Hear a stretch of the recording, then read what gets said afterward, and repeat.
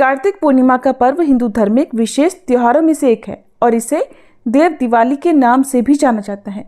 अगर आप इस दिन सही मुहूर्त में सही विधि से पूजा करते हैं तो आपके घर परिवार में सदैव खुशहाली बनी रहती है।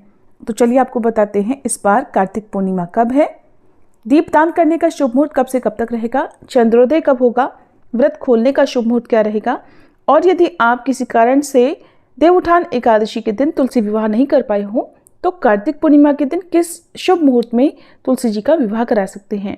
शास्त्रों में वर्णन मिलता है कि इस दिन श्री हरि विष्णु ने प्रलय काल के समय वेदों की रक्षा करने के लिए अपना पहला अवतार जो कि एक मत्स्य अवतार था धारण किया था।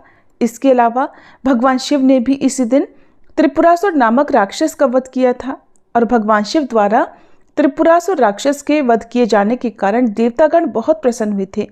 इससे प्रसन्न होकर श्री हरि विष्णु ने महादेव को त्रिपुरारी नाम दिया।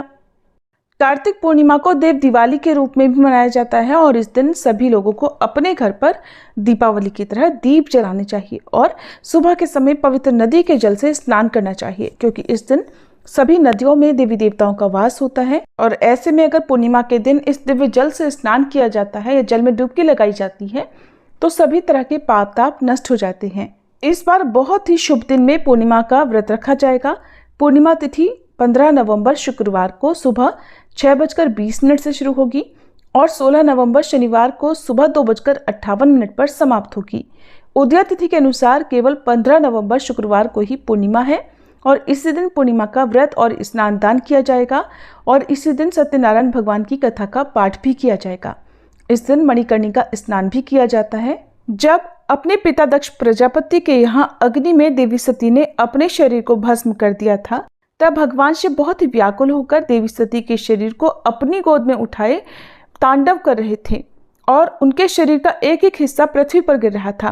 कहते हैं कि उन सभी स्थानों पर शक्तिपीठ की स्थापना की गई। इस प्रकार पृथ्वी पर 51 शक्तिपीठ हैं। उसी समय माता सती के कान का कुंडल वाराणसी के इसी घाट पर गिरा। तब से ही इस घाट को मणिकर्णिका नाम से जाना जाता है और इस जगह पर एक कुंड बन गया। आज के दिन इसी कुंड के जल से लोग पवित्र तिथि को स्नान करते हैं। इस घाट पर सबसे पहले भगवान विष्णु ने स्नान किया था और ऐसी मान्यता है कि जो भी भक्त सच्चे मन से पूर्ण विश्वास रखकर मणिकर्णिका घाट पर स्नान करते हैं उन्हें मोक्ष की प्राप्ति हो जाती है। 15 नवंबर को सूर्योदय होगा सुबह 6:44 पर, सूर्यास्त शाम 5:38 पर, ब्रह्म मुहूर्त सुबह 5:08 से 5:56 तक रहेगा।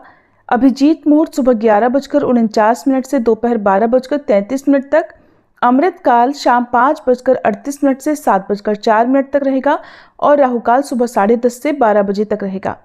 पूजा के शुभ मुहूर्त इस प्रकार हैं, जिसमें सुबह की पूजा का शुभ मुहूर्त सुबह 5:24 से 6:44 तक, शाम की पूजा का शुभ मुहूर्त रहेगा शाम 5:27 से 6:47 तक, विजय मुहूर्त दोपहर 1:53 से 2:36 तक और गोधूली बेला शाम 5:27 से 5:54 तक रहेगी।